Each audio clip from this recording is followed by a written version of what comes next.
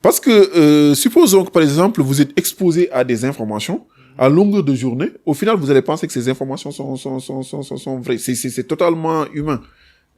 Si, par exemple, on vous dit que, depuis votre naissance, on vous dit que les carottes sont bleues, dans votre tête, vous allez penser que les carottes sont bleues. Tu vois, c'est ça, en fait. C'est comme l'image qu'on a de nos pays. On dit que nos pays, par exemple, on dit que le Sénégal, c'est un pays qui est en guerre. Dès la naissance de l'enfant, vous l'apprenez comme ça, il va penser que l'enfant va penser que c'est la vérité.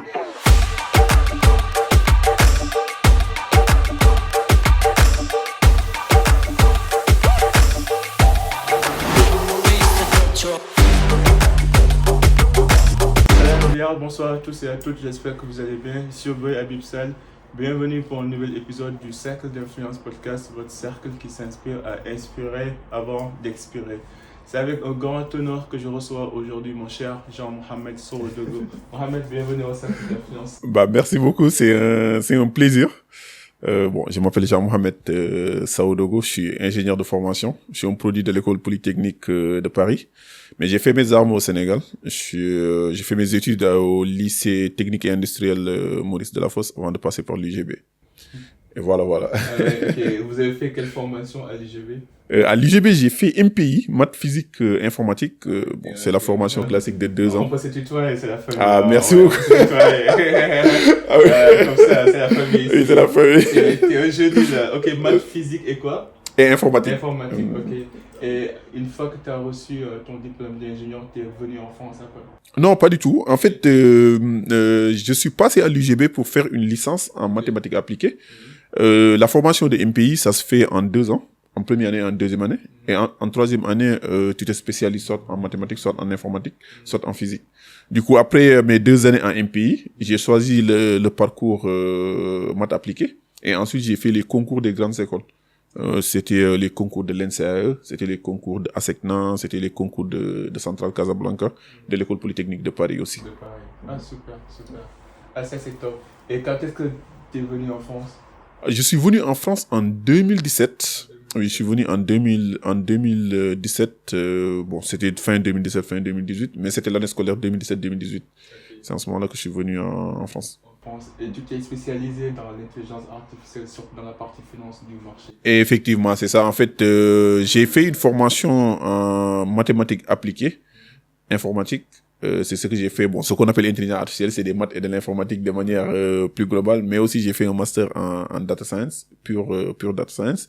Et ma spécialité actuelle, c'est de l'IA. Mais bon, l'IA, c'est, quand on dit l'IA, c'est un peu... Beaucoup de personnes que je connais, il va pas chemin. C'est ça. Non, quand on dit l'IA, quand même, c'est, disons, c'est un terme générique. Okay. Mais nous préférons, les techniciens, ils disent plutôt machine learning, deep learning. Et moi, j'ai fait du machine learning, qu'on abrège la plupart du temps en disant ML, appliqué à la finance de marché. De manière plus claire, c'est quoi? C'est d'utiliser, en fait, les outils d'IA pour essayer de prédire les marchés financiers, pour en fait mettre en place des stratégies d'investissement. En parallèle de ça, j'ai fait aussi ce qu'on appelle les LLM, les large language modeling. Et ça, en fait, c'est plus pour mettre en place des outils d'aide à la décision. Par exemple, mettre en place des algorithmes qui permettent en fait de comprendre l'actualité et qui permettent de donner en fait des indications d'investissement. Du coup, c'est un peu ça mon domaine d'application actuelle. Des termes qui sont un peu technique là. Qui sont pas du tout familiers pour nos spectateurs. Exactement. Mais on va entrer dans les détails. Dans les détails, effectivement. D'abord, qu'est-ce qui t'a poussé à te lancer dans ce domaine si fascinant? Dans ce domaine, ce qu'il faut savoir, c'est que l'IA, c'est un domaine très challengeant.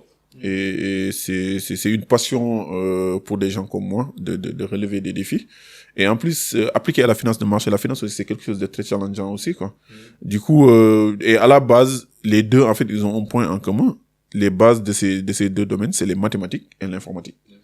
Et ça, c'est un domaine qui me passionne depuis très longtemps. D'ailleurs, quand j'ai eu mon bac S3, j'avais la possibilité de faire une formation en ingénieur mécanique à l'ESP, mais j'ai laissé ça de côté pour suivre, en fait, une formation en mathématiques appliquées parce que j'étais passionné par ce domaine-là. Et l'IA et ainsi que la finance, c'est juste une continuité de cette passion. Et je m'épanouis dans ce que je fais actuellement. C'est fou, quoi. Parce que moi, j'étais le contraire. J'ai haïssé les mathématiques. J'étais trop nul là en mode. Ah, ouais. Mais c'était pas ma faute, hein, c'est à cause du prof. Du là. prof, Il y avait certains professeurs qui Ah oui, ça a un faisaient impact. haïr certaines matières. Effectivement, ça a un pour impact. l'éternité, Ça a un quoi. impact. Donc, si on entre dans le vif du sujet, d'abord, on va commencer par les fondamentaux de l'IA et comment l'IA peut être appliquée en finance. D'abord, c'est quoi l'intelligence artificielle? C'est quoi deep learning, machine learning et les large language models, les grands modèles de langage? Modeling. En fait, si on doit définir l'intelligence artificielle, il y a deux manières, je pense, de pouvoir définir ça. C'est la manière technique et, disons, la manière populaire. La manière populaire, c'est quoi? Quand on parle de l'IA, en fait, c'est des algorithmes, ou bien, disons, des outils, parce que c'est plus simple de dire outils qu'algorithmes, qui permettent, en fait, d'imiter l'intelligence humaine. Et l'intelligence humaine dans certaines tâches de manière globale. Par exemple, lire un texte, comprendre un texte, extraire en fait des informations sur ces textes-là, avoir la capacité de prise de décision. Ça, c'est l'intelligence humaine. C'est-à-dire que t'es en face d'un phénomène, tu l'analyses. Du coup, l'intelligence artificielle, son objectif, c'est un peu ça. Je vais pas rentrer dans la définition, en fait, qui est donnée, par exemple, par Turing et ainsi de suite. Mais de manière plus globale, c'est ça. Maintenant, de manière plus technique, en fait, c'est mettre juste en place des algorithmes qui ont en fait la capacité d'effectuer certaines tâches. Par exemple, supposons on met en place des algorithmes qui peuvent comprendre des images. C'est-à-dire quand ils voient des images, ils peuvent dire que ça c'est un chien, ça c'est un chat et ainsi de suite. Exactement. Et du coup, l'IA, en fait, si on doit définir, je dirais que c'est en fait des machines ou bien des algorithmes qui imitent l'intelligence humaine. Et c'est ça de manière... Et ces algorithmes-là ont besoin de quoi pour marcher? Ont besoin de données. Exactement. De grande quantité de données, quoi. Effectivement. En fait, quand on parle d'intelligence artificielle, il faut savoir qu'il y a deux grands domaines, en fait, qui peuvent être pris en compte. L'un des domaines, c'est les données. Et l'autre domaine, en fait, c'est les modèles, qui sont des modèles mathématiques de base. Les modèles mathématiques, la plupart du temps, sont conçus par des chercheurs de manière générale. Par exemple, si on dit transformer, ça c'est des chercheurs qui l'ont mis en place. Du coup, ces modèles mathématiques sont conçus par des chercheurs. Maintenant, ces modèles mathématiques, pour pouvoir apprendre, ils ont besoin des données. Et ces données-là, ça vient de partout. C'est les humains qui l'ont créé. Par exemple, on utilise des textes pour entraîner des modèles. On utilise des photos de personnes. Ça, ces photos-là, ça vient des personnes pour entraîner des modèles. Du coup, il y a le domaine le plus complexe actuellement dans le domaine de l'IA, c'est les données. Parce qu'en fonction des données, les algorithmes en général, quand les chercheurs les créent, par exemple, sur 5 ans, un chercheur peut mettre en place un algorithme, mais une fois qu'il met ça en place, on peut dire qu'en fait, c'est assez statique. Mais les données, ça évolue. Et du coup, avec le même algorithme, en fonction des données qu'on utilise, on peut faire plus ou moins pas mal de choses dedans. Par exemple, supposons on a des données qui sont en français, ça nous permet en fait d'entraîner des intelligences artificielles qui vont raisonner en français. On a des données qui sont en anglais, ça nous permet d'entraîner des intelligences artificielles qui parlent anglais. Et dans les deux cas, on utilise les mêmes modèles mathématiques. Les mêmes modèles mathématiques qui marchent pour l'un pour marcher pour l'autre. Et les modèles mathématiques, c'est une sorte d'équation mathématique qui fait des calculs pour donner la probabilité la plus élevée, quoi. Exactement. On peut voir ça comme ça. C'est oui, c'est bien même de mentionner probabilité parce que c'est des modèles probabilistes. En fait, c'est exactement, c'est des optimisations, en fait. C'est des fonctions mathématiques comme n'importe quelle autre fonction. C'est des fonctions, en fait, qu'on essaye de minimiser l'erreur qu'ils génèrent. Comment ça fonctionne, personne ne sait. Ça c'est sûr, il y a énormément exactement. Non, c'est une boîte noire. Même nous savons pas comment ça fonctionne. Ah ouais. On sait que si on utilise ces modèles-là, ça fonctionne, mais on sait pas pourquoi ça fonctionne. Sérieux? Et oui, personne ne sait pourquoi ça fonctionne. Les modèles actuellement qui sont utilisés, bon, il y a deux modèles. Par exemple, il y a les modèles de base. Ça, on sait comment ça fonctionne. Par exemple, les régressions linéaires, mais ça, c'est les temps anciens. Les modèles actuellement qui font de très grandes choses, par exemple, des modèles comme ChatGPT, c'est des modèles, en fait, qui sont basés sur des transformers, qui sont basés sur des architectures que les gens font, qui fonctionnent, et personne est incapable de te dire pourquoi ça fonctionne. Exactement. Comment ils sont arrivés à ça, alors? C'est le grand mystère, parce que il y a des gens qui ont conçu ces algorithmes, ils ont, aussi l'autre chose qui est intéressant à savoir dans le domaine de l'IA, c'est que quand on parle de mathématiques, c'est plutôt une science qui est très exacte, parce que les mathématiques, c'est des démonstrations, et ils sont basés sur des axiomes de base. Tout ce qui se fait en mathématiques, c'est basé sur les axiomes de base. Okay. Par exemple, on dit, si on fait 1 plus 1, ça donne 2. Et quand tu suis ce raisonnement-là, si tu ajoutes un autre, ça, tu peux augmenter. Et du coup, tu peux démontrer ce que tu es en train de faire. Dans le domaine de l'IA, c'est pas pareil. Dans le domaine de l'IA, personne ne peut démontrer pourquoi l'IA fait ce qu'elle fait. Exactement. Une information que je prends là. Oui. Ah ouais, ok. On sait que les réseaux de neurones fonctionnent, pourquoi ça fonctionne? Ok.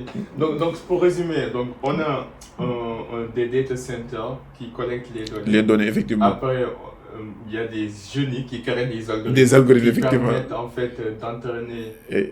Ces algorithmes apprennent sur les données qu'on leur donne. Sur les données qu'on leur fournit. Et une fois que ces machines-là sont bien entraînées, les machines, elles fonctionnent grâce à des processeurs, c'est ça? Oui, c'est ça, des GPU, des processeurs des GPU. Ok, c'est des processeurs qui font les calculs. Quoi. Exactement, c'est ça. Et plus les données sont importantes, plus le processeur doit être puissant. Puissant, exactement. En fait, je pense que plus le modèle est grand, plus le processeur doit être puissant. C'est plus en fonction du modèle que des données. Mais le modèle aussi, plus c'est grand, plus il demande de données. Et donc, une fois, plus l'entraînement est avancé et l'algorithme, plus il est précis, plus on va avoir des résultats concrets et fiables. Effectivement, c'est ça. On peut résumer ça comme ça, mais c'est un peu plus complexe que ça. Mais... Là, je fais un cours. Exactement, à résumer, on peut dire que c'est ça. Effectivement, c'est ça. De manière la plus simple possible. Quoi. Effectivement, c'est ça. Ok, et ces données-là et le processeur, ils ont besoin de beaucoup d'énergie pour fonctionner. Effectivement, c'est ça. Ok, et cette énergie-là, c'est l'électricité. L'électricité, effectivement. Donc, parce que j'entendais, il y a un jour, j'ai regardé un documentaire sur France 24 qui disait que dans les prochaines années, en fait, les applications et les data centers consomment tellement d'énergie qu'ils ont une empreinte carbone assez élevée. Quoi. Effectivement, c'est ça. Que je pense qu'il y a Google qui est en train de créer une centrale nucléaire quelque part pour pouvoir en fait alimenter en électricité un de ces data centers. Effectivement, c'est ça. Donc, est-ce qu'il y a un impact sur la demande en électricité de manière générale dans notre population, vu que l'IA est énergivore? Est-ce que ça ne va pas impacter notre consommation? En fait, ce qu'il faut savoir, c'est que l'entraînement des modèles d'intelligence artificielle consomme énormément d'énergie. Ça consomme pas peu, ça consomme énormément d'énergie. C'est ça. Parce qu'en fait, c'est des calculs. C'est des calculs qui sont en train de... Et supposons, par exemple, vous faites une multiplication pendant 1 milliard de fois ou 2 milliards de fois. C'est comme, imagine, par exemple, le nombre de millions de personnes qui sont sur ChatGPT. Exactement. Chaque personne demande une question. Demande une question. Et le processeur doit répondre à cette question. Et ce qu'il faut savoir, c'est qu'il y a deux choses. Il y a l'entraînement qui est très énergivore et il y a maintenant l'inférence. L'inférence, c'est quand les gens font les demandes. Du coup, l'entraînement est très, très, très énergivore. Et l'entraînement, c'est pas du one shot. Dans l'entraînement, il y a pas mal de choses à faire. Par exemple, quand vous avez des données, il faut préprocesser ces données et ça peut consommer beaucoup d'énergie. Du coup, est-ce que ça va augmenter notre consommation en énergie? Ça va exploser notre consommation en énergie, c'est sûr et certain. Et d'ailleurs, actuellement, la grande guerre de l'intelligence artificielle, c'est l'énergie, les données, les puces dont vous parlez, genre les processeurs, les GPU, ainsi de suite, les puces. D'ailleurs, c'est même la guerre qu'il y a actuellement entre les Américains et les Chinois sur les puces, parce qu'il y a des puces qui sont optimisées, en fait, qui sont très performants pour faire certaines tâches. Et du coup, actuellement, les leaders dans ces domaines-là, c'est les Américains avec Nvidia. Évidemment, bon, il y a les Chinois qui sont aussi dans la course. Du coup, en fait, c'est les trois domaines fondamentaux. Et dans ces domaines-là, les grands groupes, vous avez parlé tout à l'heure de Google qui pensait mettre en place un centrale nucléaire. C'est effectivement ça. Il y a les centrales nucléaires, il y a les données pour les stocker. Et pour stocker ces données-là, il faut des data centers. Et tout ça, en fait, ça fonctionne avec des machines spécialisées qui fonctionnent à base de puces. Du coup, c'est les trois, en fait, domaines clés de l'IA. Je sais qu'au Sénégal, ils ont inauguré il y a quelques années un data center, mais je ne sais pas pour quelle raison, dans quel sens, pour quel but. Est-ce qu'on a des algorithmes développés par nous? Est-ce qu'on utilise l'IA? Mais je pense que ce n'est pas à nous, les data centers. En fait, au Sénégal, dans le domaine de l'IA, je pense qu'il y a énormément de choses qu'on peut améliorer pour pouvoir faire ça. Déjà, en fait, au Sénégal, il n'y a pas de données, mais il y a des données. Quand on dit il n'y a pas de données, en fait, c'est qu'il n'y a pas des données qui sont exploitables. Mais il y a des données, parce que je vous donne l'exemple, en fait, des extraits de naissance. Au Sénégal, quand une personne naît au Sénégal, normalement, en fait, il a un extrait de naissance. Et dans son extrait de naissance, on a écrit son nom, son prénom, ainsi de suite. Mais c'est dans du papier.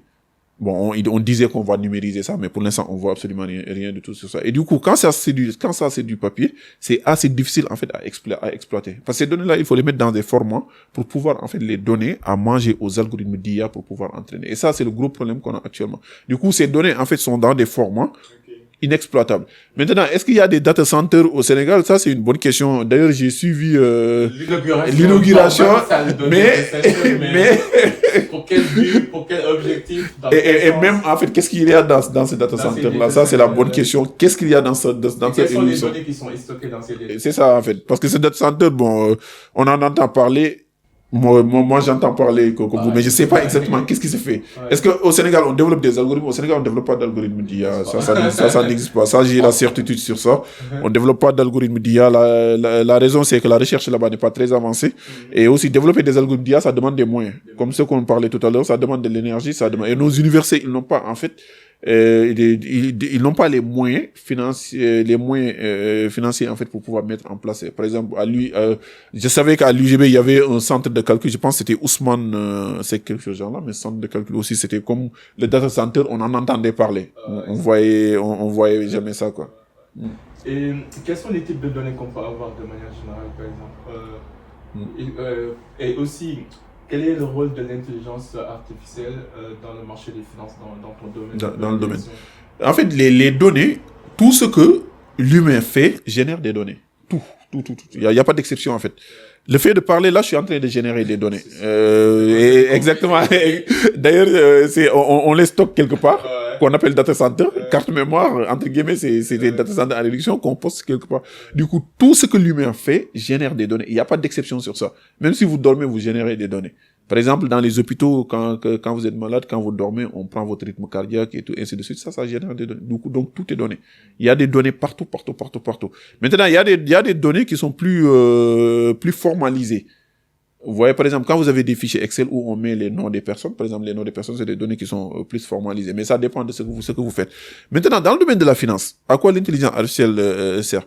Quand vous êtes dans le domaine de la finance, votre objectif, en fait, c'est de pouvoir comprendre comment aussi, en fait, les prix d'un titre financier. Par exemple, supposons que vous voulez acheter de l'arachide.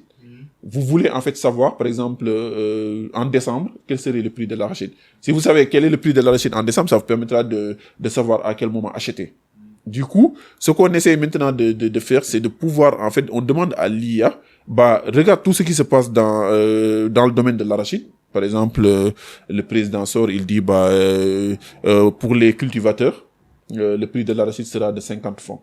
Ça, c'est une information. Du coup, on peut développer des modèles, par exemple, qui sont basés sur le LLM. Quand il entend le président dire, on va fixer le prix de l'arachide à 50 francs CFA, l'intelligence artificielle va essayer de savoir si en décembre, ce prix-là va être maintenu. Avec d'autres informations. Par exemple, le président peut dire, on va fixer le prix de l'arachide à 50 francs CFA, or que ça sera pas le cas pour X raisons. Parce qu'il y a d'autres, en fait, contraintes, d'autres données qui viennent fausser les résultats qui ont été donnés par le président. Et ça arrive souvent. Effectivement, ça arrive très souvent. Maintenant, dans les marchés financiers, surtout dans les marchés, dans les bourses, ce qui est facile, c'est qu'on a l'historique des prix. Et aussi, on a toutes les informations, en fait, qui sont relatives à un titre financier. Bon, je dis titre financier entre guillemets, mais ce qu'il faut comprendre dans les titres financiers, c'est qu'il y a tout dedans. Il y a les commodities. Le titre financier, c'est quoi? C'est l'action en tant que telle ou... Ça peut être même le prix de l'arachide dont je vous parle. Ça, vous pouvez considérer ça comme un titre financier. Parce que le prix de l'arachide, ça fluctue. Tout ce qui fluctue pour que considérer comme un titre financier, quoi. Du coup, vous avez le prix de l'arachide, le prix de l'or, le prix du pétrole, genre la valorisation d'une entreprise. C'est ce qu'on appelle en anglais les store value, quoi. Exactement, c'est ça, les stock value, exactement, c'est ça. Okay. Et donc ça c'est, on a abordé les fondamentaux. Donc au moins les gars, on est sur la même longueur d'onde. On se comprend maintenant. Maintenant je sais que, j'ai regardé, pour préparer pour cette interview, j'ai regardé un petit peu l'IA et les investissements. Et j'avais vu sur un article qu'il y a plus de 280 millions de dollars qui sont investis dans le domaine fintech de l'intelligence artificielle. Donc apparemment c'est un domaine très fluctueux et très profitable. Comment en fait penses-tu, comment tu trouves cela? Pourquoi les investisseurs sont prêts à investir dans l'IA, dans la fintech avec l'IA? Qu'est-ce que ça te dit, ces investissements? Si. En fait, je pense que 250 millions d'euros, c'est très faible. Le président américain, il a prévu d'investir 500 milliards de dollars. 2025, et 500 milliards de dollars. Notre ministre, au moment du lancement du New Deal, ils avaient promis plus de 1000 milliards de francs CFA. Du coup, en fait, pourquoi tout le monde est intéressé par l'IA? Ce qu'il faut savoir, c'est que l'IA ravage tout. laisse rien de côté. Il n'y a pas un domaine dans le monde où l'IA ne va pas toucher. Ça n'existe pas. Vous prenez les médecins. Actuellement, en fait, les modèles d'IA, et ces modèles-là n'ont pas atteint une certaine maturité. Il y a des modèles d'IA qui sont meilleurs que les médecins. Dans la traduction, n'en parlons pas. Google Translate, même ChatGPT traduit mieux que l'IA. Dans le domaine, actuellement, les cabinets d'avocats sont en train de faire des réductions de leur nombre parce que, en fait, les IA, ils permettent de faire mieux que les avocats juniors. Dans le domaine du développement web, n'en parlons pas. Dans le domaine de l'audiovisuel, vous voyez tout le temps les vidéos qui sont générées à partir de l'IA. Le domaine des drones, n'en parlons pas. Par exemple, actuellement, dans le domaine de l'armement, les gens, ils développent des drones automatiques. Du coup, quand on voit que l'IA ne laisse aucun domaine, intact, je pense que ça justifie pourquoi les gens sont hyper intéressés à investir dedans. La troisième révolution, quoi. Exactement, révolution industrielle, Internet, exactement. Technologique, là, on part dans un autre domaine.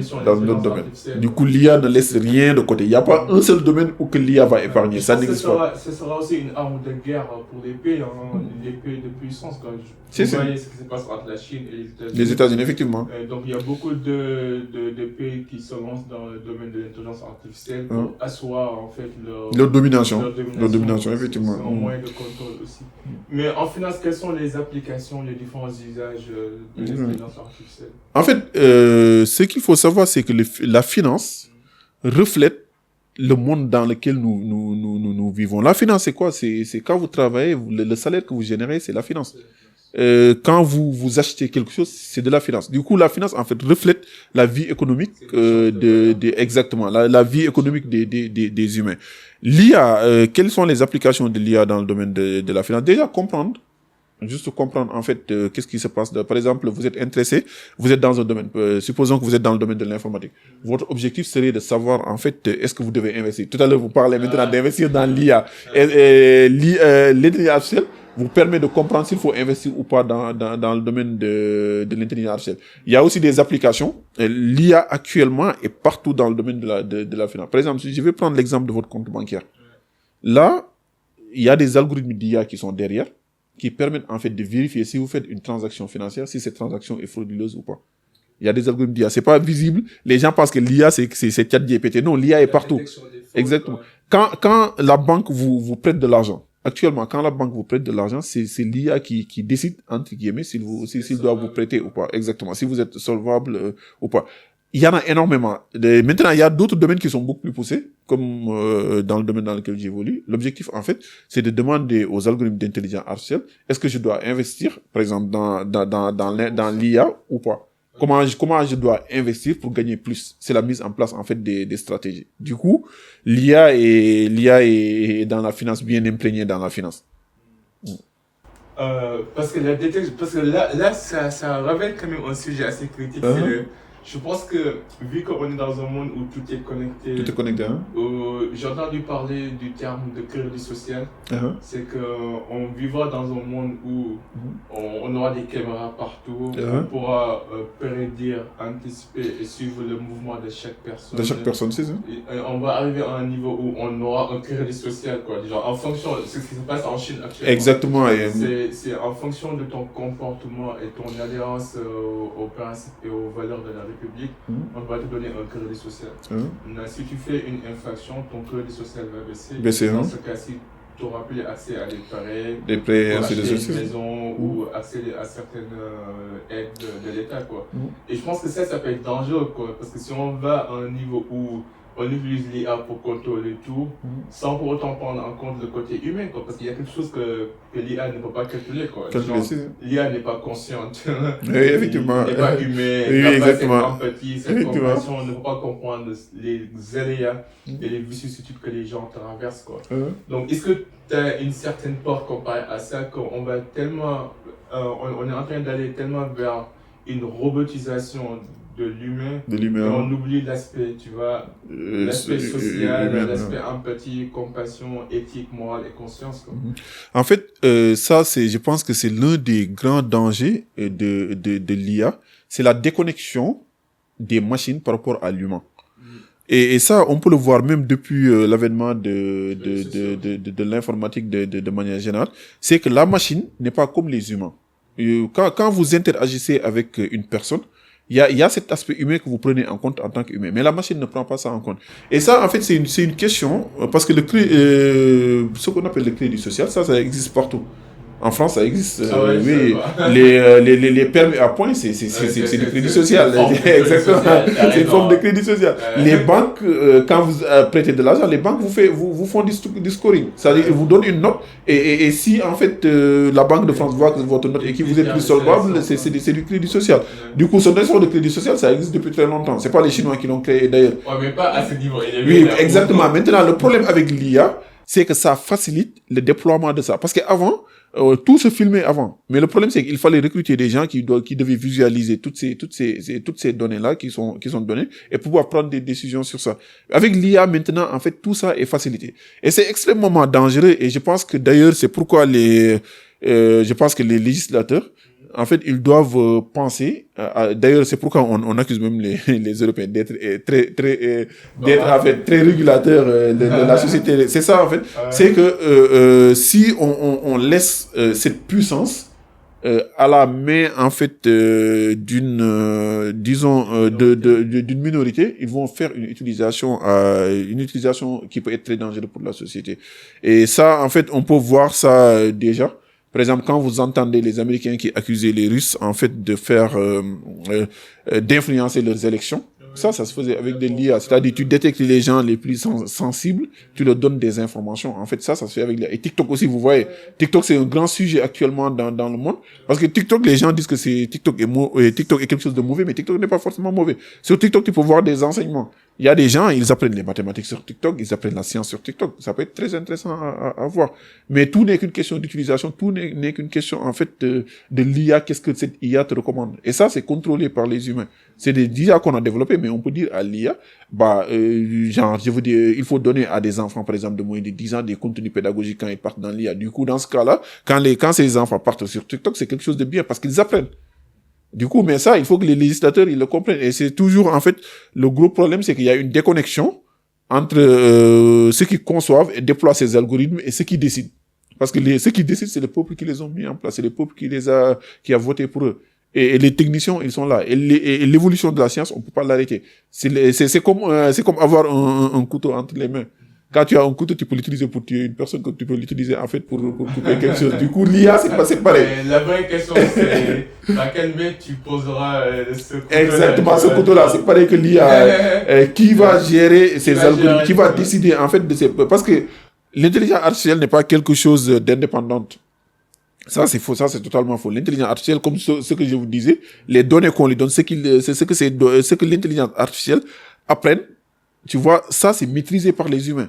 Tu peux apprendre à l'IA à être, si tu apprends à l'IA à être mauvais, elle le sera.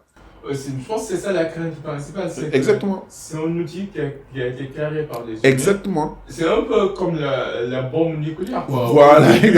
Au début, c'était de la recherche pour trouver une source d'énergie pour alimenter en fait les populations en électricité. Et après, c'est devenu une bombe nucléaire, quoi. Effectivement. Et je pense que la crainte avec l'intelligence artificielle, c'est que même jusqu'à maintenant, quand tu demandes des questions à ChatGPT, tu sens que ChatGPT a été créé par des hommes progressistes et libéralistes. C'est ça, effectivement. Donc il y a certaines questions de conservateurs et certaines questions de religion, d'éthique et de morale. Quand par exemple, si tu poses à ChatGPT des questions qui sont liées à la communauté LGBTQ ou à la transformation sexuelle, et il va te répondre d'une certaine manière, tu as l'impression que dire du mal sur une personne qui est trans est plus en fait grave que de lancer une troisième guerre mondiale, quoi. Voilà, en fait, d'ailleurs, c'est la raison pour laquelle les grands pays, parce que ce qu'il faut savoir, c'est que l'IA va impacter énormément sur l'éducation. Et si vous maîtrisez pas, en fait, les IA qui sont déployés dans votre territoire, dans votre pays, c'est que les autres vont apprendre à vos enfants comment réfléchir. Et ça, c'est le gros danger. D'ailleurs, il faut faire l'expérience. Vous partez sur les plateformes chinoises, par exemple comme Qwen ou ainsi de suite, les IA qui sont développées en Chine. Vous posez à ces IA des questions sur Tiananmen. Je sais pas, je sais pas si vous connaissez un peu l'histoire de Tiananmen et ce qui s'est passé. Vous lui posez une question, vous prenez la même question, vous le posez à ChatGPT. Vous aurez deux réponses qui sont totalement en fait opposées. Chaque entreprise veut en fait. En fonction des idées que exactement, c'est idéologies. Et ça, c'est le grand danger de l'IA actuelle. L'intelligence artificielle, en fait, l'un des grands dangers de l'intelligence artificielle, c'est ça. C'est pas l'intelligence artificielle en elle-même qui est dangereuse. L'intelligence artificielle n'est pas dangereuse. C'est l'humain qui est dangereux, en fait. L'humain, il est influençable. Exactement, c'est ça. C'est l'humain qui est dangereux. C'est pas l'intelligence artificielle qui est dangereuse. Qui n'est pas éduqué. C'est ça. Qui n'a pas, en fait, une bonne éducation, qui ne sait pas filtrer. Parce que je pense que là, on est dans un monde où il y a tellement d'informations qui arrivent. Hein. Que c'est encore de plus en plus difficile de filtrer et de savoir qu'est-ce qui est vrai et ce qui ne l'est pas. Et je pense qu'il y a beaucoup de gens qui prennent des informations fausses pour acquérir comme des vérités absolues. Mais ils sont prêts même à donner leur vie. Pour ça. Mais aussi, c'est pas juste une question d'intelligence, c'est une question de manipulation de masse aussi. Parce que, supposons que, par exemple, vous êtes exposé à des informations, à longueur de journée, au final, vous allez penser que ces informations sont vraies. C'est totalement humain. Si, par exemple, on vous dit que, depuis votre naissance, on vous dit que, les carottes sont bleues, dans votre tête, vous allez penser que les carottes sont tu vois, c'est ça, en fait. C'est comme l'image qu'on a de nos pays. On dit que nos pays, par exemple, on dit que le Sénégal, c'est un pays qui est en guerre. Dès la naissance de l'enfant, vous l'apprenez comme ça, il va penser que l'enfant va penser que c'est la vérité. Du coup, c'est ça, en fait. C'est que, il faut, je pense que déjà, il faut investir dans l'IA. Nous, dans nos pays, il faut investir dans l'IA parce que l'IA, d'ailleurs, en France, le ministre la ministre de l'Éducation française a dit qu'il va introduire l'IA dans l'éducation cette année. Okay. Du coup, il faut investir, en fait, dans l'IA pour pouvoir maîtriser ce qui est enseigné. Vous parlez tout à l'heure de la communauté LGBTQ. Bon, moi, je sais pas si c'est bon ou mauvais, ça, j'ai pas les connaissances pour en parler. Mais, ce qui est sûr, c'est que, il y a ceux qui ont développé les grands algorithmes et ils incitent les gens à penser que c'est quelque chose de bien. Peut-être il y a d'autres qui pensent que c'est pas quelque chose de bien. Bon, moi j'en connais absolument rien du tout, mais c'est juste pour vous dire, c'est que quand votre pays et votre idéologie, vous développez des IA, vous pouvez apprendre aux gens, parce que par exemple ChatGPT est devenu un outil totalement indispensable. Genre vous pouvez pas vous passer de ça sur n'importe quel travail que vous faites. Si vous faites des mathématiques, de la médecine, si vous faites n'importe quelle chose, vous avez besoin vous interagissez avec ChatGPT parce que ça vous aide énormément. Et du coup, dans ce sens-là, il faut au moins que ChatGPT soit en phase avec les réalités dans lesquelles vous vivez, quoi. Non, mais je suis d'accord. En fait, je pense que c'est un outil puissant qui peut faire avancer l'humanité, mais qui peut aussi faire régresser l'humanité. Et je pense que c'est ça la crainte. Et c'est une crainte qui est justifiée, quoi. Donc, tout ce que je dis aux gens, c'est que utilisez-le à bon escient, quoi. Effectivement. Et encore pour nous les Africains, on a la chance d'avoir une culture, une tradition qui est fondée sur des principes et des valeurs qui ont transcendé de génération en génération. Et ce serait dommage qu'on laisse un outil, une application effectivement nos mœurs et tout ça. Je pense que comme TikTok, comme tu dis, TikTok c'est un outil de propagande. Exactement. Tu vois par exemple l'algorithme de TikTok aux États-Unis, c'est pas le même algorithme qu'en Chine. En Chine, j'ai entendu que TikTok est utilisé pour inciter les enfants à étudier. C'est ce que je disais, en fait. C'est ce que je disais. Parce que TikTok n'est pas quelque chose TikTok n'est pas mauvais en soi. TikTok, et même moi, je pense que c'est quelque chose même de bien. Maintenant, TikTok, c'est comme je disais, c'est comme un couteau. Du coup, c'est en fonction de l'utilisation que vous voilà, c'est ça. Parce que sur TikTok, vous partez, il y a des choses qui sont extrêmement intéressantes sur TikTok. Il y a des choses extrêmement intéressantes. Là, vous avez un problème de mathématiques sur les suites numériques. Il y a des gens qui font des cours sur la science. Avant, par exemple, moi, quand j'étais petit, je passais mon temps à regarder Nat Geo pour voir des documentaires. Ces documentaires-là, maintenant, vous pouvez les voir sur TikTok. C'est extrêmement intéressant. Mais après, il y a d'autres choses. Vous pouvez utiliser aussi TikTok pour inciter les enfants à devenir paresseux, à ne plus travailler ou bien à mener un mode de vie qui peut être très dangereux. Et d'ailleurs, c'est la raison pour laquelle le gouvernement chinois a dit on n'interdit pas TikTok. Pourquoi interdire un outil qui est génial? Mais le TikTok que vous déployez dans notre territoire, ça sera un TikTok qui sera constructif, qui va aider les jeunes à grandir. Mais espérons que ça va se passer. Encore, je suis optimiste, mais j'ai un peu peur aussi. Bah moi, je serais pas très je suis pas très optimiste par rapport à ça c'est sûr et certain. Exactement. Qu'en est-il pour nous alors? Oui, c'est ça. C'est surtout l'utilisation en fait qu'on va faire de ça et réguler ça. La question c'est comment et qui régule.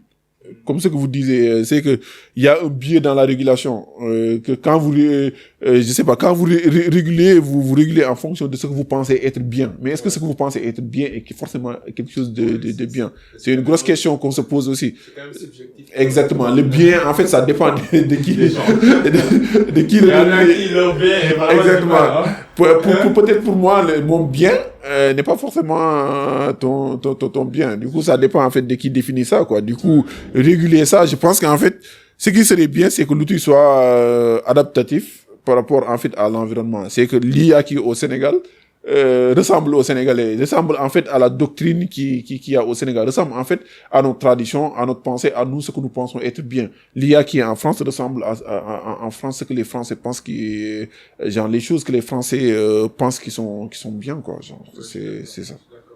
Actuellement, quels sont les défis que tu rencontres dans ton domaine, dans ton travail de manière générale? Les défis, c'est les données. Genre la collecte des données. Exactement. Tout. Quand, par exemple, en Europe, vous avez énormément de lois qui vous interdisent de collecter des données et de les stocker. Des données, parce que de manière générale, parce que données personnelles, par exemple, si vous faites des transactions financières dans la bourse, moi, j'ai besoin de ces transactions pour entraîner mes modèles. C'est des données personnelles. Et d'ailleurs, c'est l'autre jour, je regardais même un documentaire qui disait, en fait, ChatGPT est entraîné, est entraîné dans 80% de données open source. Et après, il y a un gars qui a demandé à ChatGPT, est-ce que tu es entraîné sur tes données open source? Il dit non. Du coup, les données, c'est le gros sujet actuellement des données. Après, il y a d'autres facteurs, mais ces facteurs quand même sont maîtrisés. C'est les coûts en fait d'entraînement des modèles. Mais les entreprises, oui, ça coûte excessivement cher entraîner les modèles. Les GPU, ça coûte très cher. Par exemple, si vous prenez un GPU H100... GPU, ça veut dire processeur. Oui, processeur. On va dire processeur. Ou bien on va dire ordinateur pour faire plus simple. Si vous prenez un ordinateur... qui fait les calculs. Exactement. Si vous prenez un ordinateur H100... Le GPU H100 qui est un ordinateur qui permet de faire ces calculs-là, ces GPU, ça coûte jusqu'à 80 000 euros. Mais je pense que là, il est à 40 000 euros exactement. 40 000, 45 000 euros. 40 000, 45 000 euros, c'est quoi? 100 000 euros, c'est combien? C'est 65 millions. Du coup, une seule machine, en fait, la machine là, et en général, pour entraîner un modèle, il en faut 2 000 ou 3 000. Pour vous donner, une seule de ces machines, ça coûte 30 millions. Et c'est un petit truc, c'est pas aussi grand que ça. Je parle même pas de la consommation énergétique, parce que ça, c'est autre chose. Je parle juste de la machine. Une seule des barres, ça coûte 30 millions. Il en faut 2000 pour entraîner un modèle. Et les 2000, ça permet d'entraîner juste de petits modèles. Ça permet pas d'entraîner les modèles de trillions de paramètres comme ChatGPT. Tu vois, ça permet d'entraîner 2000. Avec 2000, tu peux entraîner des modèles from scratch avec, je pense, avec 50 milliards de paramètres. Du coup, un seul de ces modèles, tu as besoin de 2000, ça suffit 2000 fois 30 millions. Là, tu es à 60 milliards. Rien que là, les machines, c'est 60 milliards. Pour démarrer, en fait, pour entraîner. Et ça, tu n'es même pas encore venu, en fait, sur les talents, parce qu'il faut savoir que les gens qui travaillent dans le domaine de l'IA, c'est des gens qui coûtent excessivement cher. Parce que la formation en fait, est très poussée. C'est des gens extrêmement brillants qui travaillent là-bas.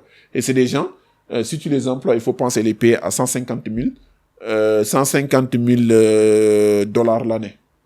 Ces gens-là, il faut les payer l'équivalent de 100 millions de francs CFA par an. Du coup, c'est ça. Et les défis qu'on rencontre, c'est les données, le prix des entraînements. Mais bon, ça,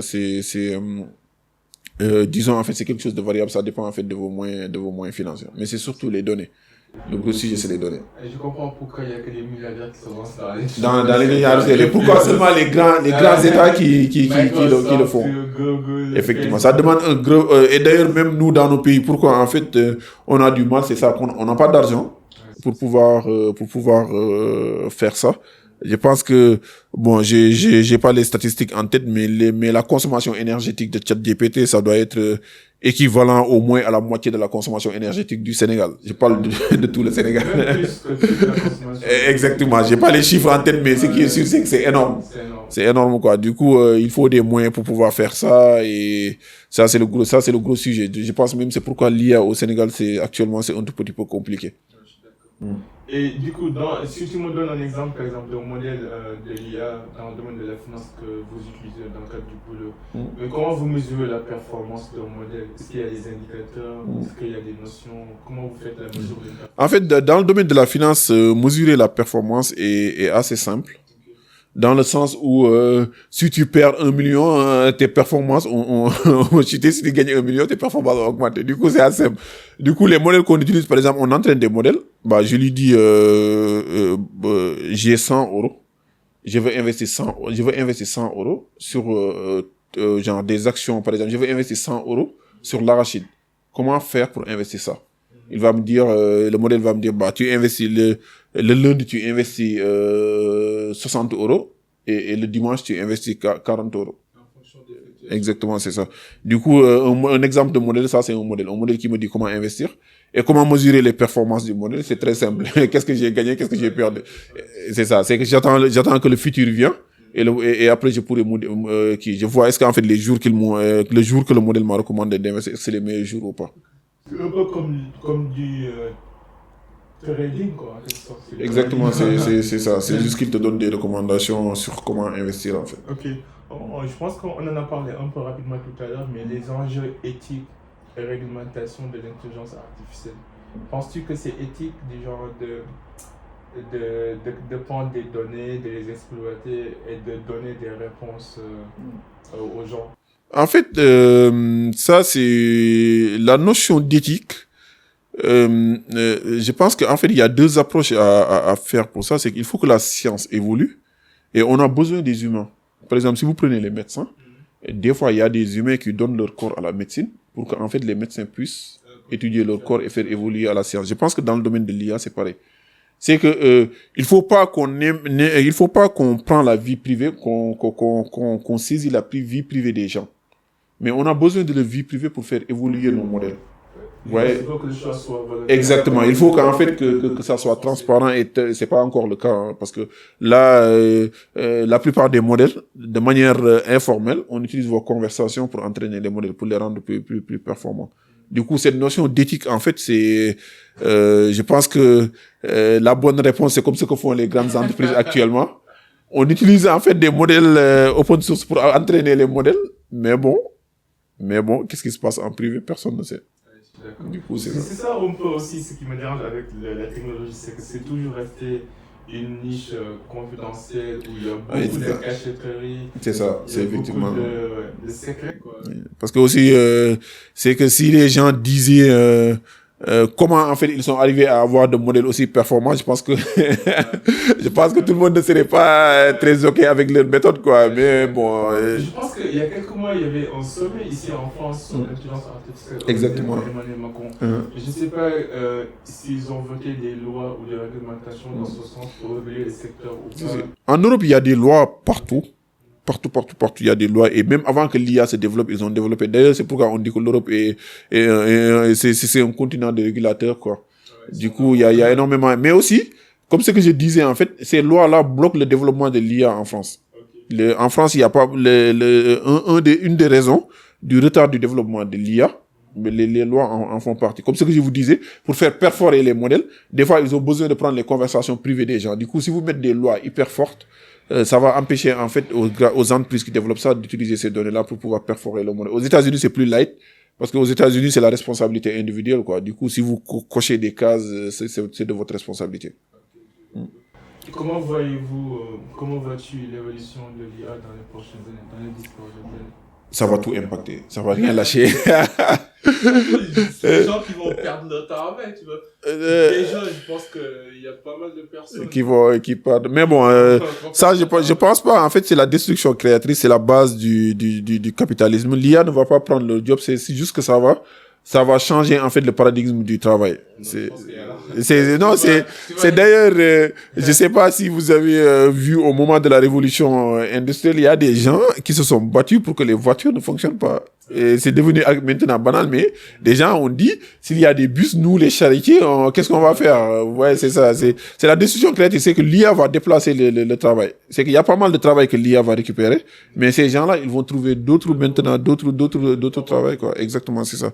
Du coup, l'IA ne va pas forcément détruire le travail, mais il faut que ça évolue. C'est la connaissance scientifique, il faut que la science fasse son travail. Et la science évolue en fonction de... La science est totalement indépendante je dirais pas de la morale, mais en fait, l'évolution scientifique doit se faire. Après, la morale vient maintenant pour impacter ça. Mais bon, la science, ça implique aussi. Oui, ça implique, c'est ça. Par exemple, si on dit, est-ce qu'en fait, on doit développer c'est comme le credit scoring que vous dites. L'IA va permettre de faciliter ce crédit social, mais il faut que les algorithmes soient développés. Maintenant, l'utilisation de ces algorithmes, ça dépendra des décideurs. Il y a une expression qui dit la science évolue une funéraille après une autre. Exactement, c'est ça. C'est effectivement ça. Par exemple, imagine il y a quelques centaines d'années, quand Galiléo disait que la Terre n'était pas le centre de l'univers. Était ronde et non plate, les gens ils l'ont tué. Quoi. Ils l'ont tué, oui, ils l'ont attaqué pour ça. Ça d'ailleurs, même c'est les philosophes grecs qui ont commencé avec ça. Les philosophes grecs aussi ont été massacrés. Exactement. J'ai vu la vérité alors que le moment présent n'était pas potentiel. Et je pense que l'IA aussi, bon, on verra. Non, l'IA va impacter parce que l'IA, en fait, ils vont. Je pense qu'en fait, comme toute nouvelle technologie, l'IA, en fait, va être en conflit avec les travailleurs. Surtout, il y a certains types de travailleurs qui vont. Par exemple, là, je pense que peu de gens payent maintenant des traducteurs. Ouais. Parce que j'ai un ami qui est interprète, en fait, il fait de l'interprétation de français vers arabe. Et du coup, il me disait que là, il y a de nouveaux modèles de l'intelligence artificielle qui permettent de faire ça. Qui sont en fait sur le point d'être entraînés et que dans 5 ans, ce sera effectif, quoi, et que ça va remplacer. Oui, c'est plus efficace, moins cher, plus rapide et plus que... Ouais, parce que lui, il me disait que, parce que bon, il travaille parfois avec des Nations Unies, même à Dakar, il y a pas mal de conférences internationales, mais il me disait que maintenant, même le nombre d'événements qu'il faisait par an, ça diminue. L'IA permet de faire ça. Et d'ailleurs, il y a Apple qui est en train... Ouais, voilà, c'est ça. Il va devoir faire une reconversion. Oui, c'est ça. Par exemple, lui, je sais pas, peut-être il va trouver quelque chose d'autre. Les analystes financiers, est-ce qu'il y a pour remplacer? Oui, c'est ça. Par exemple, ça impacte. C'est comme l'avènement de l'informatique. Avant, par exemple, il y avait énormément de traders dans les salles de marché. L'avènement de l'informatique a diminué les traders parce qu'avec l'automatisation, l'informatique permettait d'aller un peu plus vite et tout. Mais ces traders se sont convertis dans d'autres choses. Du coup, l'IA va forcément impacter le marché du travail, mais bon. Mais bon, ok. Après, c'est bon. Je pense que si tu es une personne qui aime se challenger, qui est capable de se réinventer, c'est mieux. Mais il y en a qui sont vraiment confortables dans leur routine. C'est juste ça. C'est juste ça. C'est qu'il ne faut pas rester statique. Il faut accepter d'évoluer, accepter de se former et accepter en fait de s'adapter au monde. Il faut pas essayer de se battre avec la science. Il faut s'adapter à la science. Parce que ce que la science fait, c'est que la science met en lumière ce qui était caché. Et du coup, si tu ne veux pas que cette lumière t'impacte, ça va être compliqué parce que cette lumière, c'est la vérité. Du coup, quel que soit alpha, ça va t'éclairer. Du coup, au lieu d'essayer en fait d'arrêter cette lumière-là, le mieux c'est d'utiliser cette lumière-là pour t'éclairer. C'est ça. Et pour les jeunes qui nous écoutent et qui nous regardent, qui aimeraient se spécialiser dans l'intelligence artificielle, est-ce que tu as des tips, des formations, comment les gens peuvent en fait se former dans ce domaine? En fait, je pense que les jeunes, ce que je leur conseille, c'est aller dans la science de manière générale. L'IA, c'est les mathématiques, c'est des mathématiques et de l'informatique, et l'informatique est même des mathématiques. C'est qu'il faut aller dans la science est la vérité, et la science, c'est ce dont un pays a besoin pour se développer. Surtout nous, dans notre pays. On a besoin de la science et de la science. Et ça, c'est ce que je recommande aux jeunes. Lisez, éduquez-vous, formez-vous et ayez toujours en fait un raisonnement scientifique dans vos prises de décision. Du coup, formez-vous dans la science, mais même si tout le monde ne peut pas faire de la science, formez-vous dans la science. Essayez en fait de toujours comprendre la science de toujours faire ça. Par exemple, au Sénégal, si on parle de sciences, on parle sûrement des séries scientifiques. Rien n'est difficile. Les mathématiques, c'est comme le français. Et des fois, en fait, on fait tellement peur aux gens que les gens ont peur de partir dans le domaine de la science. Du coup, vous formez dans le domaine de l'intelligence artificielle. Moi, ça me fait, quand j'entends ça, en fait, ça me fait toujours un peu rire.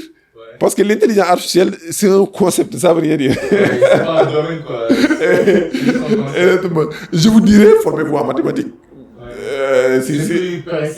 Exactement, de formez-vous en l'intelligence artificielle. Formez-vous en l'intelligence artificielle, à mon avis, ça veut rien dire dans le global. Par exemple, oui, je vous dis en fait, ne vous formez pas dans l'intelligence artificielle, formez-vous dans les mathématiques, formez-vous dans l'informatique et vous allez faire de l'intelligence artificielle après.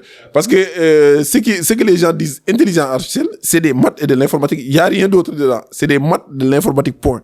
Vous voulez vous former dans l'intelligence artificielle, formez-vous en fait dans les mathématiques et l'informatique. Il y a aussi d'autres métiers qui vont venir. Par exemple, ce qu'on appelle le prompting. Le prompting, c'est quoi? C'est savoir parler en fait aux intelligences artificielles. Par exemple, exactement. Par exemple, vous parlez à l'intelligence artificielle pour lui faire des choses. Ça aussi, c'est que je pense que c'est un domaine qui serait assez intéressant pour des gens, par exemple, qui sont dans des filières littéraires. Je pense que c'est des exercices qu'ils pourraient faire.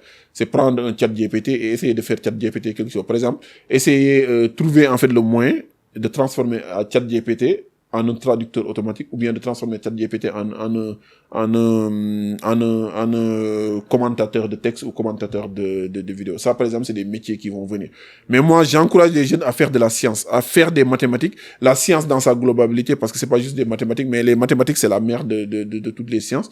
Que ce soit la biologie, que ce soit les neurosciences. Ce qu'il faut savoir, c'est que l'intelligence artificielle, dérive de ça. C'est pas juste des mathématiques. C'est que les gens, ils ont essayé de comprendre comment le cerveau humain fonctionnait, et c'est là-bas, c'est la naissance des réseaux de neurones. On dit même des réseaux de neurones, parce qu'on a essayé en fait de copier les neurones. Du coup, c'est la science dans sa globalité. Les jeunes, je les encourage à aller dans la science et la science. Ça, c'est les recommandations que je donne. Mais tu as dit un point très intéressant, c'est le fait que l'intelligence artificielle, c'est un concept. C'est un concept, exactement. Ça, franchement, je me rends compte là que c'est pas en fait réfléchi de dire aux gens de se former en intelligence artificielle. Parce qu'un livrable, c'est un produit. Effectivement. D'ailleurs, même je vois des fois, on fait master intelligence artificielle. Quand je vois ça, même moi, quand je parle d'intelligence artificielle, je pense que les gens qui sont dans mon domaine, je pense qu'ils m'attaqueront pour oser dire intelligence artificielle. Je dis intelligence artificielle par abus de langage. J'ai fait ça, mais l'intelligence artificielle, c'est un concept en fait. Dans l'intelligence artificielle, il y a d'autres domaines en fait qui sont très précis. Par exemple, l'analyse des données, la récupération et la mise en format des données. Ça, c'est travailler dans l'intelligence artificielle. Il faut se former dans tous ces domaines-là. Mais tous ces domaines, le point de base, c'est les maths et l'informatique. C'est les deux. Du coup, formez-vous dans ces domaines-là. J'ai juste quelques questions personnelles avant qu'on boucle. Là, je pense qu'on a fini la partie technique et technologique. Sur la partie introspection, par exemple, si tu pouvais remonter le temps, quel conseil donnerais-tu à toi-même il y a 10 ans, 15 ans, 20 ans? Je pense que je m'améliorerai dans la science. Oui, je pense que je passerai plus de temps à lire des livres en fait des livres qui sont écrits par des philosophes, des scientifiques, ainsi de suite. Ça c'est ce que je regrette le plus, c'est de ne pas avoir lu assez de livres. Je pense que c'est le conseil que je me donnerai. Et quoi d'autre encore, aimer ce que vous faites. Il faut être passionné par ce que vous faites. Moi, je suis très passionné par mon domaine. D'ailleurs, je passe tout mon temps devant mon ordinateur. C'est ça. Il faut aimer ce que vous faites. Ayez l'amour de ce que vous faites. C'est extrêmement important. Si vous aimez ce que vous faites, vous travaillez, plus vous vous amusez. Et du coup, c'est le conseil que peut-être que je me donnerai. Bon, je le fais déjà. Mais c'est sur quoi je m'encouragerais, en tout cas. Si j'étais petit, si je voyais le petit de moi, je le dirais, petit, lis plus de livres et aime plus la science. D'accord. Et quelle est la plus grande leçon que la vie t'a apprise? Être humble et travailler. Les génies n'existent pas. Tout n'est que travail et encadrement. Ce que les gens appellent génie, c'est des gens, en fait, qui ont été bien encadrés et qui travaillent beaucoup. Il faut travailler. Notre pays a besoin de gens qui travaillent dans tous les domaines, hein. Il n'y a pas d'exception sur ça. Que ce soit en partant de l'apprenti jusqu'à l'ingénieur, du fonctionnaire, ainsi de suite, on a besoin de ça. Travailler. Et si vous voulez une norme, je dis souvent, quand on vient d'un pays comme le Sénégal, il faut travailler au minimum 10 heures par jour, du lundi au samedi, minimum. C'est-à-dire, vous commencez à 8 heures, vous essayez de vous arrêter à 19 heures avec une heure de pause. Ça, c'est le minimum. Le maximum, je dirais, c'est 15 heures. Si vous travaillez 15 heures par jour, ce serait bien. Il faut aimer travailler, il faut avoir la culture du travail. Et le travail, en fait, c'est une thérapie. Ça vous permet, en fait, de résoudre pas mal de problèmes. Parce que quand vous travaillez, vous n'avez pas le temps d'avoir des problèmes. Ouais, du coup, c'est ça. Il faut aimer travailler. Et le génie, c'est du travail. Si vous travaillez, en fait, vous avez le minimum. Je vous donne un exemple. Pour avoir le bac et le BFM, le minimum, le 10 qu'on demande du bac et du BFM, c'est du travail. C'est pas du génie. Vous travaillez, vous avez le 10. Maintenant, pour avoir la mention, très bien, ça demande quand même d'avoir certaines capacités. Mais pour le 10, avoir le bac, c'est du travail. Du coup, travailler, aimer travailler. Et si vous levez un jour, si vous êtes sénégalais, et vous vous réveillez le matin, du lundi au samedi, vous n'avez pas travaillé 10 heures, sachez que vous n'avez pas contribué au développement du pays. Mais tu n'as pas fait de raison. Je pense j'avais un ami qui me disait que parfois le public nous récompense et nous félicite pour le travail qu'on fait en solo, en cachette. C'est ça. Personne ne regarde. C'est ça, en fait. Il n'y a pas de secret. Il n'y a pas de secret. C'est que du travail. Que du travail. Et nous, on a besoin de ça. Un pays comme le Sénégal n'a pas besoin de pétrole, n'a pas besoin de gaz, n'a pas besoin d'or, ni rien de tout. On n'a pas besoin de tout ça. On a besoin des gens qui travaillent. Et quand les gens travaillent, forcément, les gens deviennent intelligents. Si l'enseignant fait son travail comme il se doit et fait le tout pour que ses étudiants deviennent bien, forcément, les gens vont devenir intelligents et le pays va se développer. On n'a besoin ni de pétrole, ni de gaz, ni rien du tout de ça. On a besoin de personnes, des gens qui sont, je dirais même pas des gens intelligents, on a besoin des gens qui travaillent.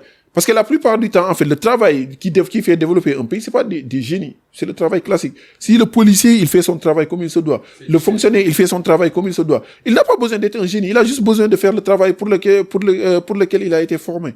Travailler. Et bon, c'est pas moi qui ai créé ce concept. Ablaye Wade en parlait. Ablaye Wade disait il faut travailler, beaucoup travailler, toujours travailler. Mais je pense qu'il faut qu'on le répète encore. Il faut travailler. Et nos autorités actuelles, d'ailleurs, c'est le slogan qu'ils véhiculisent un peu, Djoubol, Djoubonti. Ça, on peut interpréter ça comme du travail. Parce que Djoub, c'est faire juste ton travail. Si tu fais ton travail comme il se doit, déjà, Djoub, t'es Djoub, oui. Le juste, c'est ton travail. Si t'es un policier, tu fais ton travail comme il se doit, tu fais du Djoubol, Djoubonti. Ainsi que le fonctionnaire et ainsi de suite. Du coup, aimer travailler. Et la prochaine question, c'est qui est ton plus grand mentor? Mon plus grand mentor, bon, je sais pas qu'est-ce que vous appelez mentor, mais ma mère est ma plus grande référence. Ma mère Awassar, oui, ma mère est ma plus grande référence. C'est d'elle, en fait, que je m'inspire, parce que c'est une femme qui a beaucoup travaillé dans sa vie. Et elle a pas fait de choses extraordinaires, comme l'humain définit extraordinaire. Elle a pas fait d'études hyper brillantes et ainsi de suite. Mais c'est une femme que j'ai vu travailler, qui m'inspire dans le travail. À chaque fois que je suis fatigué de travailler, je me dis, elle faisait plus. Elle se réveillait à 5 heures du matin pour partir travailler. Elle était commerçante. Elle se levait à 5 heures du matin, elle venait à 20 heures. Et malgré tout, elle nous préparait à manger, elle nous entretenait. Des fois, je suis devant mon ordinateur, je travaille énormément. Et après, à un moment, j'ai envie de me reposer. Je repense à ma mère, à tout ce travail qu'elle faisait. et c'est ça. À part elle, ma mère s'appelle Awassar. Et d'ailleurs, je la salue de passage. Le travail qu'elle a fourni, elle nous a inspiré dans son modèle, en fait, de vie. Et elle reste ma référence. Il y a aussi d'autres personnes dans lesquelles je m'inspire énormément. Il y a une personne comme Mame Cheikh Ibrahima Fall. C'est un mouride. Je m'inspire pas de lui dans le côté religieux. Il faut pas prendre le côté religieux, mais des fois même dans mon bureau, il y a une de ces citations que j'aime bien. Il dit tout ce que le travail permet d'obtenir, il a honte de le demander à Dieu. Et pour moi, ça, c'est le Graal. Je peux pas trouver une citation qui est meilleure que ça. Tout ce que le travail permet d'obtenir, c'est une honte de le demander à Dieu. Il a raison. Si. Et je pense que ce que tu as honte de demander à Dieu, tu as honte de le demander aux humains. C'est ça. Travailler, et c'est une personne qui a beaucoup travaillé, qui a aimé travailler. Moi, je pense que dans le domaine c'est une personne aussi sur laquelle je m'inspire énormément. Pas dans le domaine religieux. Je parle pas dans le domaine religieux. On a énormément de croix. Mais dans sa conception, en fait, du travail. Et il disait que, Djamu yalla lié là, je sais pas comment traduire ça en français, c'est, prier, travailler, c'est prier. Du coup, c'est des gens qui m'ont énormément inspiré, en fait. Moi, mes inspirations, c'est pas les génies. C'est pas, en fait, des Einstein, c'est pas, en fait, des Cheikh Anta Diop. Même si dans le domaine du savoir, je m'inspire énormément d'eux. Mais les gens, en fait, qui m'inspirent dans la vie, c'est les gens qui ont élevé le travail à un certain niveau. Parce que le travail, c'est ce qui permet de faire fonctionner la société. Les génies changent la société. Tu vois, les génies, par exemple, tu prends une personne comme Cheikh Anta Diop, ils ont changé la vision de la société. Tu prends une personne qui est comme Einstein, ils ont créé des équations, en fait, qui changent. Mais les gens qui font fonctionner la société, c'est les gens qui travaillent. Du coup, ce sont ces gens-là. Après, il y a des gens comme Thomas Sankara et tout ça. Ces gens-là, en fait, c'est juste des gens qui ont valorisé le travail. Et dans le travail, il y a tout ce qui est inclus dedans. Dans le travail, il y a l'éthique et tout. Et comme tu dis, le travail, ça te donne un sentiment d'utilité sociale, voilà. De contribution sociale. Exactement. Et une raison d'être aussi, quoi. Exactement. Je pense que c'est toi qui disais ça, qui disait que la meilleure manière, en fait, de ne pas rejoindre les pauvres, c'est de ne pas être pauvre, quoi. Exactement. C'est le travail, c'est le qui. Et quand vous travaillez, vous êtes utile à la société. Actuellement, par exemple, quand vous êtes malade, je vous donne un exemple. Supposons que vous êtes malade, vous cherchez pas le médecin le plus riche. C'est pas ce que vous cherchez. Vous cherchez le médecin qui travaille. Et le médecin qui travaille, c'est forcément le médecin qui est performant. Et c'est ce que vous cherchez, en fait. C'est pourquoi quand vous travaillez, vous êtes utile à la société. Quand vous prenez les transports en commun, c'est les gens qui travaillent qui sont là-bas. C'est pas les gens qui sont riches qui sont là-bas, c'est les gens qui travaillent qui sont là-bas. Même s'il y a une sorte de corrélation entre le travail et la richesse. Parce que la plupart du temps, si vous travaillez énormément, vous allez trouver, en fait, les failles du système qui vous permettent de devenir riche. Pas en volant, mais en travaillant. Parfois, je ne pense pas que le travail acharné va te permettre de devenir riche, quand même. Oui, mais en fait... Toutes nos darons et tous nos dons seraient devenus milliardaires. En fait, je pense que c'est le travail acharné qui permet de devenir riche. Comment? Parce que le travail acharné, pris individuellement, ça permet pas de devenir riche. Par exemple, si toi seul tu travailles dans un monde où personne ne travaille, les gens vont t'exploiter. Mais si en fait le travail est bien fait dans l'ensemble de la société, ceux qui travaillent énormément vont être... c'est que tout travail n'est pas récompensé de la même manière, ça c'est vrai. Il y en a, nos parents qui sont des commerçants qui travaillent pendant 40 ans. 50 ans. En fait, je pense que si on dit ça aux jeunes, ils vont dire leur citation préférée. Ça, je vais pas... En fait, Sénégal, des fois, tu entends les gens qui disent que travail, oui, exactement, travail ne permet pas de devenir riche. Franchement, avant, je pensais comme toi. Je me disais que, quoi qu'on puisse dire, on est d'accord qu'il faut travailler. Ça, on est ce qu'on veut. Mais je pensais qu'à force de travailler dur et de manière acharnée, tu deviendras riche. Mais avec le temps, je me rends compte que... En fait, tu as parfaitement raison dans ce que tu es en train de dire. Le travail ne permet pas de devenir riche, mais il ne faut pas le dire aux jeunes. Il faut pas le dire aux jeunes. Il faut que les jeunes qui sont motivés par l'argent, ils sachent que... le travail va te permettre d'être indépendant. Exactement. Tes besoins. Je pense qu'entre adultes, et quand on dit, on sait qu'entre adultes, le travail ne permet pas de devenir très riche. Mais les jeunes, on va pas le dire ça. Et il faut travailler. Si vous voulez devenir riche, il faut travailler. Il n'y a pas d'autre manière. Si vous voulez devenir milliardaire, il faut avoir de très bonnes notes à l'école. Il faut avoir de très bonnes notes à l'école. Si vous avez le bac avec la mention très bien, vous serez milliardaire. Quand t'es gamin, la société te donne des trucs et avec le temps tu te rends compte que non. Oui, quand tu deviens adulte, la réalité est exactement, la réalité est brutale, quoi. Mais je pense que les jeunes, il faut qu'on mette dans leur tête que c'est le travail qui permet de devenir riche. Il faut vraiment qu'on cultive dans leur tête ça. Entre adultes, on connaît la réalité, c'est autre chose. Mais les jeunes, il faut leur dire que c'est le travail qui permet de devenir riche. Pour devenir milliardaire, il faut avoir des 20 à l'école. Est-ce que vous voyez? Il faut travailler comme un malade. Si vous faites, si vous faites la série S1, S3, S2, L, vous avez la mention très bien, vous êtes déjà milliardaire. C'est juste une question de, c'est juste une question de temps. Parce que moi, je suis pas encore milliardaire. J'ai fait tout ça. Hein. J'attends mes milliards. Exactement, ça va venir.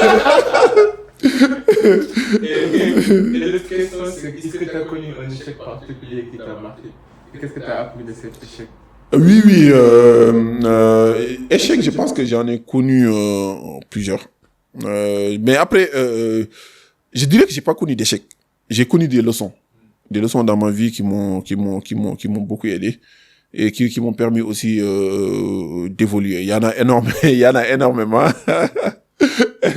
sur lesquels je pourrais citer, mais je pense qu'en fait c'est pas des échecs, c'est juste des leçons qui m'ont permis de grandir. Et c'est ça.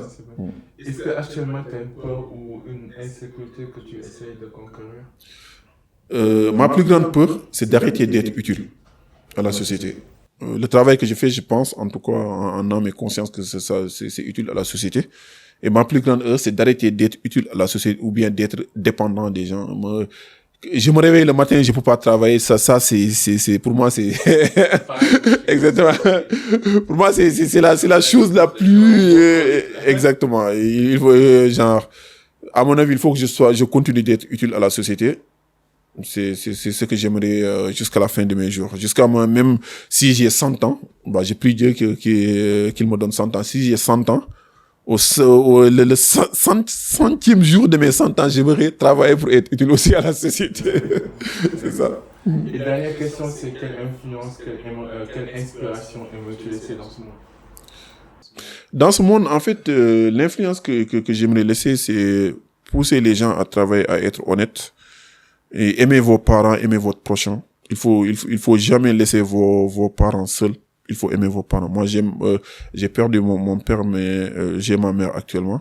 Je l'aime énormément. Aimez vos parents. Vous pouvez pas les remercier pour tout ce qu'ils ont fait pour vous. Ça, c'est mon plus grand qui. Soyez utile à la société. Et je pense que quand vous êtes utile à la société, vous êtes évidemment tout ça s'incorpore un peu quoi.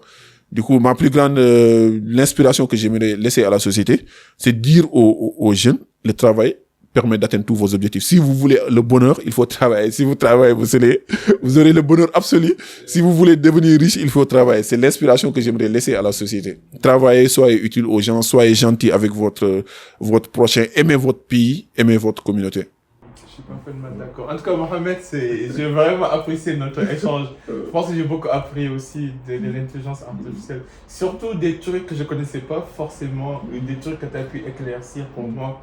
Et je pense que je vais garder ça éternellement quoi, comme leçon utile. Quoi. Et pour les gens qui nous écoutent et qui nous regardent, comment ils pourront entrer en contact avec toi? Est-ce que tu as des projets, des trucs que tu aimerais promouvoir ou partager avec notre communauté? Regardez mon LinkedIn. Des fois, je partage quelques travaux que j'ai fait dans le domaine de l'IA sur ça. Il y a aussi des projets que je mène pour essayer en fait de faire changer quelques trucs au Sénégal. Des fois, je donne des cours au Sénégal. Si vous m'écrivez sur LinkedIn, je vous répondrai. Même si ça prend du temps, je vous répondrai parce que des fois, j'ai énormément de messages. Après, vous le partagerez. Je mettrai les liens vous le partagez. Je mettrai les liens de LinkedIn et ces pages sur les réseaux dans les show notes de la vidéo comme d'hab. Effectivement. LinkedIn, en fait, c'est le réseau que j'utilise le plus. J'ai Facebook, Instagram, ainsi de suite, mais je les utilise pas énormément. Je suis plus dans LinkedIn. Même Twitter, j'utilise pas énormément. J'ai créé récemment un compte, mais je l'utilise pas souvent. Mais LinkedIn, je l'utilise très souvent. Du coup, si vous voulez m'écrire, partez sur LinkedIn, écrivez-moi et je vous répondrai. Et d'ailleurs, ça vous permettra de voir un peu les travaux que je fais dans le domaine, dans le domaine de l'IA, même si c'est un peu technique quand même. Je pense que je vais commencer à partager des trucs plus fonctionnels. Bon, je vais écrire intelligence artificielle en grand format. Comme ça, au moins, je vais parler le même langage que tout le monde. Exactement. C'est ça. Merci beaucoup. Merci beaucoup à vous aussi. Le Cercle d'Influence Podcast, c'est ton cercle. Si on peut être utile, n'hésite pas, quoi. On est là pour ça. Et pour les gens qui nous écoutent et qui nous regardent, nos auditeurs et spectateurs, n'hésitez pas à faire un petit coucou à Mohamed sur LinkedIn. C'est ça, avec un plaisir. Familiarisez-vous aussi avec tous les concepts dont nous avons discuté aujourd'hui. Je pense que l'avenir va être principalement consacré sur l'intelligence artificielle et je pense que dans les prochaines années, ce sera tellement une partie intégrante de notre communauté et de notre vie de manière générale que je pense que ce serait bien qu'on se familiarise avec ce concept-là. En tout cas, Mohamed, c'est fait un plaisir. C'est fait un plaisir aussi, le plaisir est partagé. Ça fait énormément plaisir. Bah, merci beaucoup en tout cas, merci beaucoup pour